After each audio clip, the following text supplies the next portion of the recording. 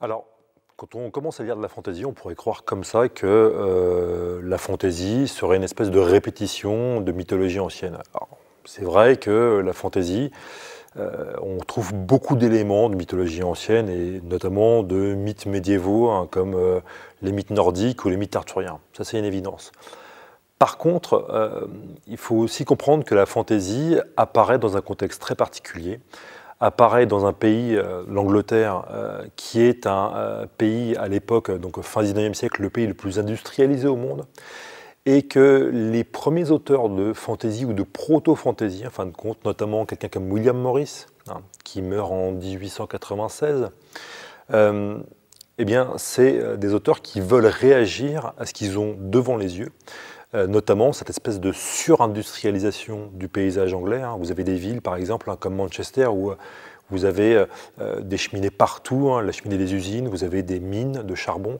Et donc, c'est se plonger dans un Moyen-Âge fantasmé, de se plonger dans un Moyen-Âge magique, c'est une manière de fuir, en fait, hein, ce paysage industriel hein, détruit, ce paysage industriel déprimant. Donc, en fin de compte, on peut dire que la fantaisie, même s'il y a des éléments de mythologie médiévale, la fantaisie est fille de la modernité, très nettement.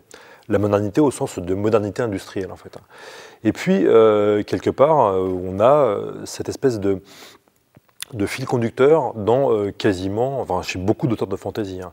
Tolkien, par exemple, hein, pour prendre un cas très célèbre, Tolkien, c'est quelqu'un qui va commencer à créer son univers en revenant des tranchées. Hein. Il participe à la bataille de la Somme donc en 1916, hein, pendant la Première Guerre mondiale. Il voit de première main, en fait, il voit les destructions qu'ont pu causer donc, l'usage des gaz de combat, l'artillerie, donc tout ce qui fait de la guerre industrielle.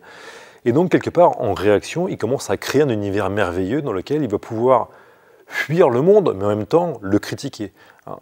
Dès le début, en fait, hein, chez Tolkien, quand on crée son univers de fantasy, il y a une manière aussi pour lui de critiquer le monde moderne. Et en fait, quand on lit ses lettres, hein, c'est particulièrement évident. Il déteste tout ce qui est industrie, enfin, les usines, des choses comme ça et tout. Il souhaite, et lui-même aimerait bien, quelque part, retrouver la campagne qu'il a connue quand il était enfant, une campagne un peu immaculée, un peu enfin, une campagne qui est comment ? Qui est associée justement à l'agriculture, à la ruralité. Hein. D'ailleurs, hein, quand on voit le Hobbit, hein, enfin, notamment la comté, enfin, le comté des Hobbits, hein, donc, cette espèce de communauté, de collectivité de petits êtres hein, qui est décrit dans le Hobbit, puis au début du Seigneur des Anneaux, on se rend compte que c'est des petits êtres qui n'emploient quasiment pas de technologie hein, et qui sont, encore une fois, qui vivent un peu dans une espèce de collectivité ou de temps figé, hein, de temps de société rurale un peu figée, hein, où il n'y a pas d'usine.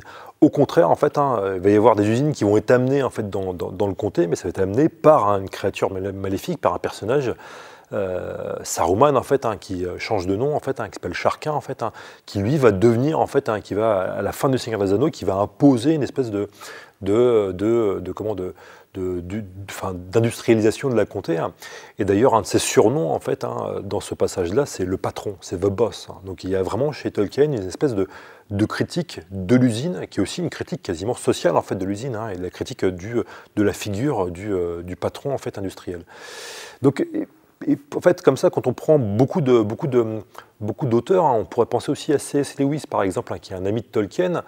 C.S. Lewis va aussi être quelqu'un qui va être très critique de la modernité à travers ses romans comme Le Cycle de Narnia. Et en plus, alors, tout comme Tolkien d'ailleurs, en fait, ils ont aussi en ligne de mire, en fait, hein, non seulement l'industrie anglaise, mais aussi tous les régimes un peu technoscientifiques ou technoscientistes, hein, comme l'Allemagne nazie ou l'URSS stalinienne. Hein. Donc il y a vraiment cette espèce la fantaisie sert vraiment quelque part d'outil pour critiquer le monde moderne. Et puis, dernier avatar de ça, hein, il y en a plein d'autres, hein, mais dernier avatar de ça, c'est des usages récents de la série Game of Thrones, où concrètement les gens vont placer sur cette série-là alors que ce n'était pas à l'origine prévu par Martin. Ils vont placer un sens associé à la critique du changement climatique, en fait, en disant, voilà, les marcheurs blancs, en fait, c'est l'image même du changement climatique contre lequel il faut lutter. Alors que ce n'était pas comme ça à l'origine dans les romans, mais c'est devenu comme ça dans la série, parce qu'il y a un investissement du public. Les gens ont associé justement cette série à un discours écologique. D'ailleurs, en fait, très rapidement dès les années 60, en fait, il y a des militants écologistes qui vont s'emparer du Seigneur des Anneaux et qui vont utiliser, dans leur discours, en fait, qui vont utiliser des métaphores tirées du Seigneur des Anneaux, des gens de Greenpeace, par exemple, mais aussi pendant des campagnes anti-nucléaires dans les années 80 en Angleterre, où on va utiliser des références, en fait, associées au Seigneur des Anneaux. Donc on voit, en fait, que la fantasy, dès le début, quelque part, c'est un peu... Si on pourrait simplifier, voilà, même si on pourrait donner beaucoup de définitions du genre, mais en tout cas, un des ciments du genre, c'est cette critique de la modernité, qu'on retrouve dans des œuvres majeures. On pourrait aussi parler d'Harry Potter. Harry Potter, concrètement, même si ça ne résume pas le propos du cycle d'Harry Potter, Harry Potter, c'est un garçon qui vit dans une banlieue triste, avec des gens qui sont des espèces de gens de classe moyenne tristes, qui n'ont que comme seul objectif d'accumuler de la richesse et qui fuient cette banlieue triste pour aller dans un monde magique et médiévalisé.